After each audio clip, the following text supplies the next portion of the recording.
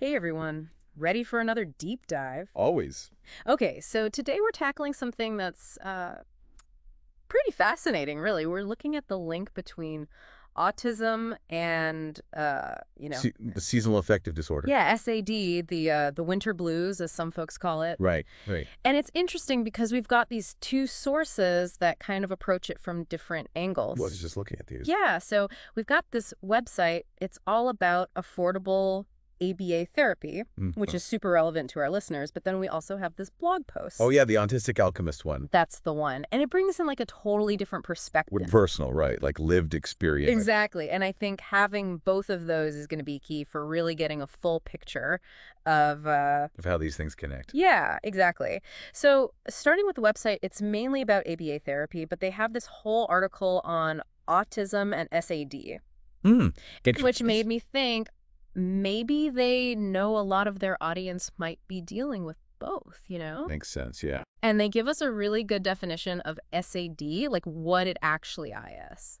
Basically, it's a type of depression, but it's specifically linked to the changing seasons. Okay, so the shorter days, less sunlight, that whole winter vibe. Yeah, exactly. And they list out a bunch of symptoms, which, Mhm. if you're familiar with depression, they'll probably sound familiar. Like what kinds of things? Oh, changes in energy levels, losing interest in stuff you usually enjoy, having trouble focusing. The classic symptoms, right? Yeah, but here's where it gets interesting, especially for our listeners who are already, living with autism. Okay, I'm listening. Some of those SAD symptoms could easily get mistaken for just being, well, autistic, right? Like the irritability or that difficulty concentrating. Oh, for sure. So how do you know? How do you separate that out? That's the million-dollar question, right? And that's where the blog post comes in. It dives into why autistic people might actually be more prone to SAD in the first place. More prone. Wow. Okay, I didn't realize that. Yeah, it's pretty fascinating. So they give three main reasons, and I'm curious to hear your take on them. Okay, lay it on me. What's the first one? First up is sensory sensitivities. Oh, okay, right off the bat. Something that's huge in autism. Totally. And think about the shift to winter, right? You've got the cold, the snow, that intense glare off the snow. Yeah, not exactly the most calming sensory experience. Right. No, not at all. And for people who already have sensory processing differences, which is super common with autism, those changes can be amplified. Like everything's turned up to 11. Exactly. It's like sensory overload waiting to happen, and that can lead to stress, anxiety, all that fun stuff. Yeah, that makes a lot of sense. So that's one reason. What's the next one they give? Okay, so the second reason is routine disruptions.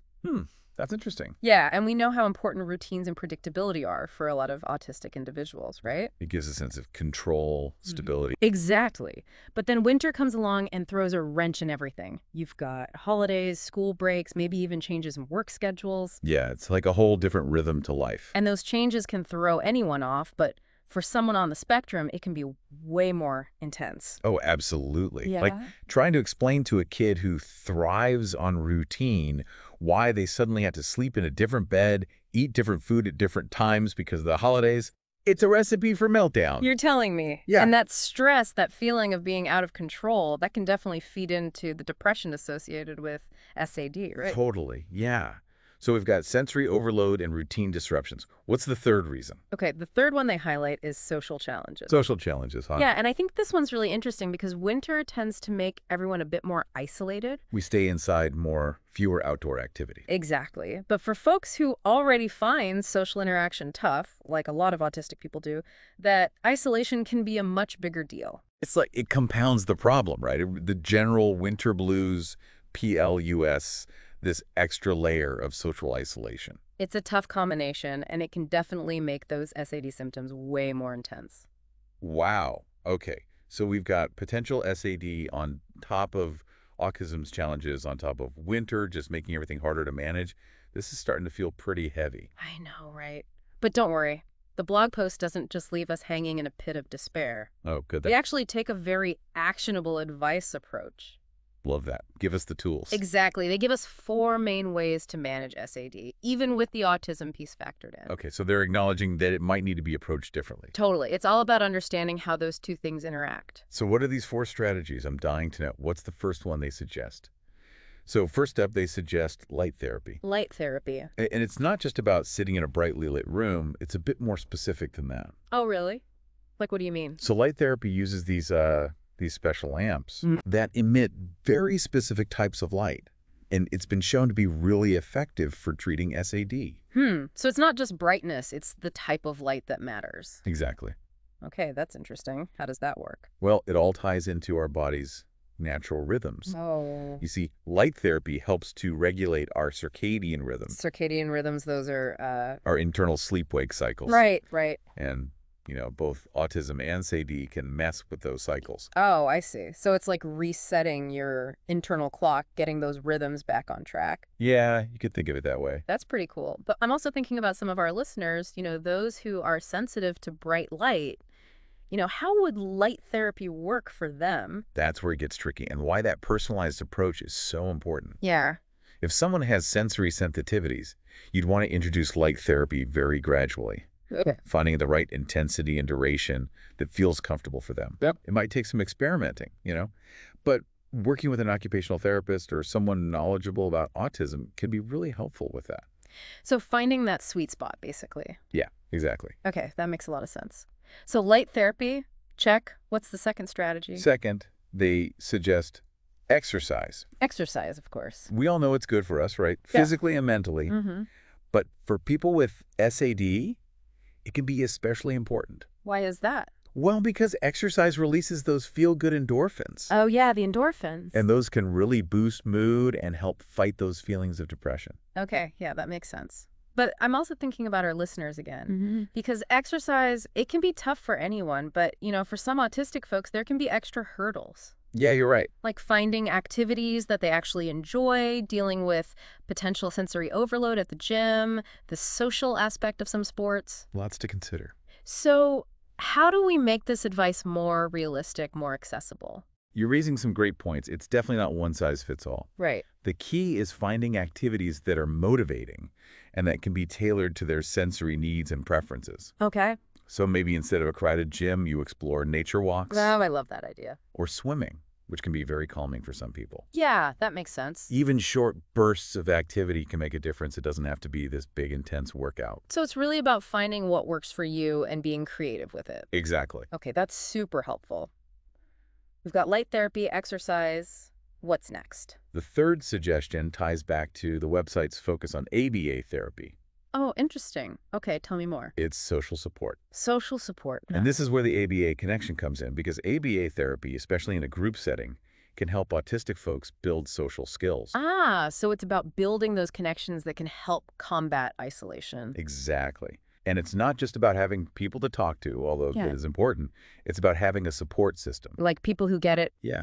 People who understand your experience and can offer encouragement, practical help. especially when those connections can be harder to maintain, during the winter. Yeah, for sure. Okay, social support, got it.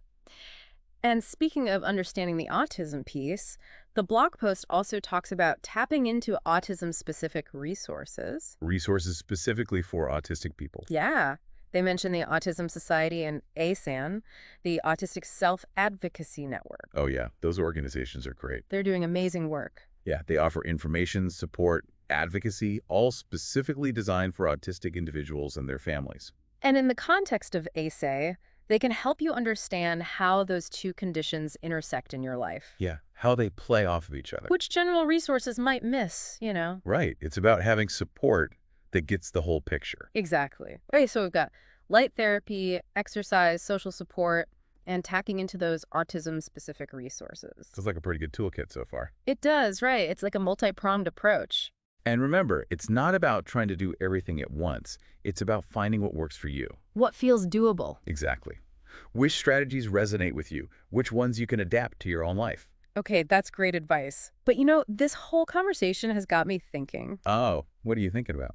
Well, we've been talking about SAD and autism as these separate things, but what if they're even more intertwined than we initially thought? More intertwined. Yeah, like what if for some people, SAD isn't just something that happens to them, but it's actually part of their autistic experience? Ooh, that's interesting.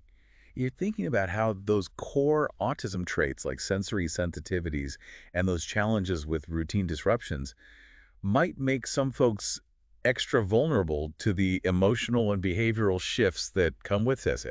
Exactly. Like maybe for some people, it's not just, I have autism and I also have SASY, but more like, my experience of SA is shaped by my autism. That's a really profound way to think about it. And if that's true, it could change how we approach diagnosis, treatment, everything. Yeah, it really highlights the need for more research in this area, to really understand those nuances. How it all connects. Exactly. And speaking of nuances, earlier we talked about how exercise can be great for managing SAD, but it can also be tricky for some autistic folks. Right. But what about the flip side? The website mentions this concept of autistic burnout. Autistic burnout, yeah, It's like this extreme exhaustion, overwhelm. that can hit autistic people really hard. And it can be triggered by so many things: sensory overload, social demands, changes in routine. And winter, with all the holidays and disrupted schedules, can definitely be a recipe for burnout. Exactly. So are we saying that the low energy and lack of motivation that come with SAD could actually worsen autistic burnout? Oh, that's a really interesting question. It's like a vicious cycle, The SAD makes you feel worse, which makes it harder to cope with the things that trigger burnout, which makes the burnout even worse. It's a complex interplay of factors, for sure. It is. And this is where I think that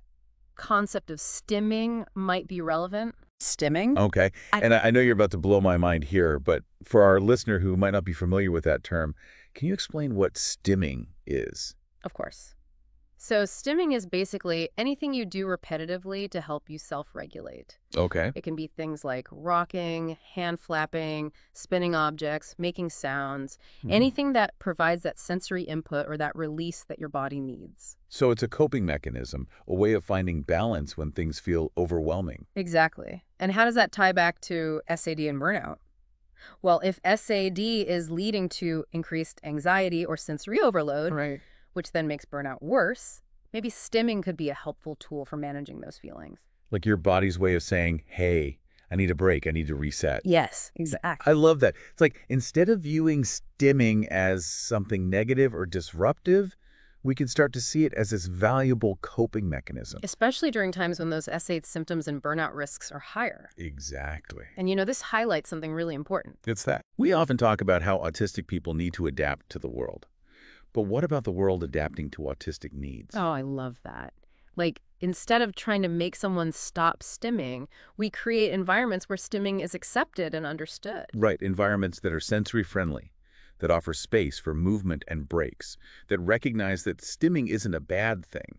It's a coping strategy. It's about supporting neurodiversity, not trying to erase it. Absolutely. And that goes for so many aspects of autism. We've been focusing on SAD, but these themes apply year-round. They do. Okay, I want to come back to that idea of autism and SAD being more intertwined than we think. But first, there's something I've been meaning to ask you. So we've been using these terms like autistic people and individuals with autism kind of interchangeably, but I know there's a whole discussion about the language we use when talking about autism. Yeah, definitely. Like, is it person first or identity first? Right. It's a big conversation. Do you know what I mean? Yeah, for sure. Some people prefer person-first language, like putting the person before the diagnosis, like individual with autism. Right. But then others prefer identity first, where autism is like a central part of who they are. So autistic person.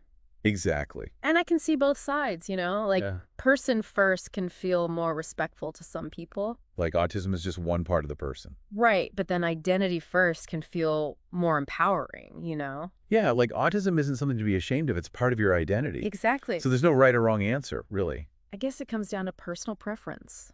It does. The important thing is to respect how each person chooses to describe themselves and their experiences. To use the language they're comfortable with. Yeah, absolutely. And that actually ties back to that whole self-advocacy idea we were talking about. Right. Being able to say, this is the language I prefer.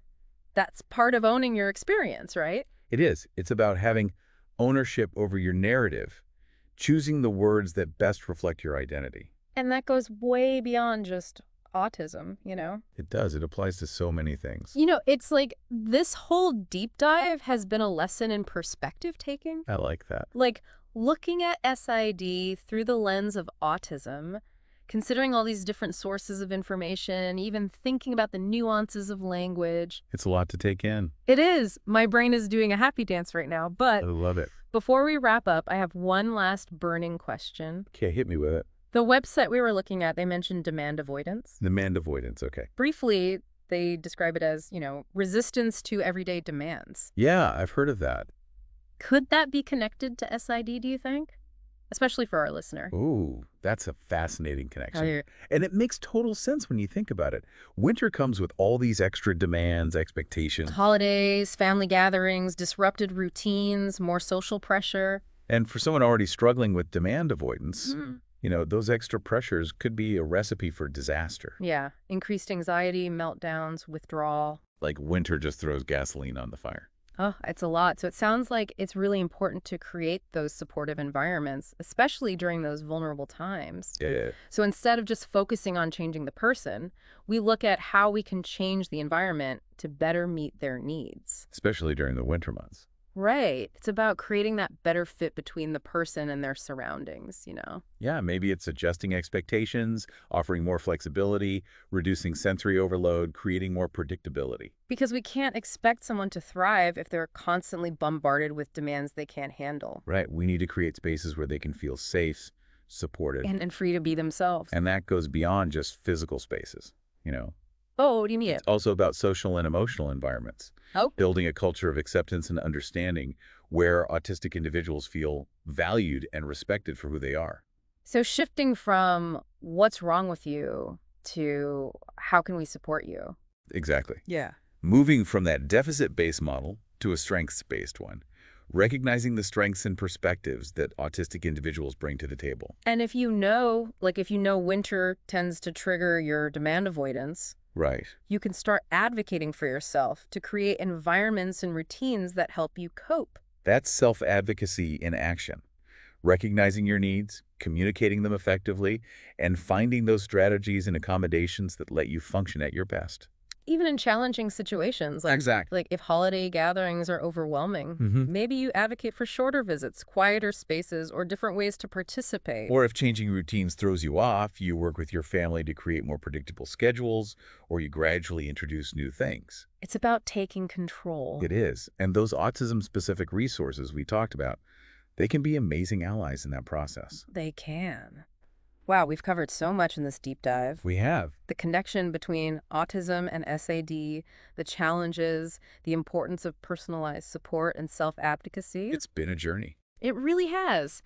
But hopefully, our listeners are leaving with a deeper understanding of these conditions and a sense of empowerment. I hope so too. That's what it's all about. And remember, the autistic community is full of resilience and strength, and there are resources out there to help you navigate these challenges and thrive Not just survive, but thrive. throughout the year, not just during certain seasons. Yes.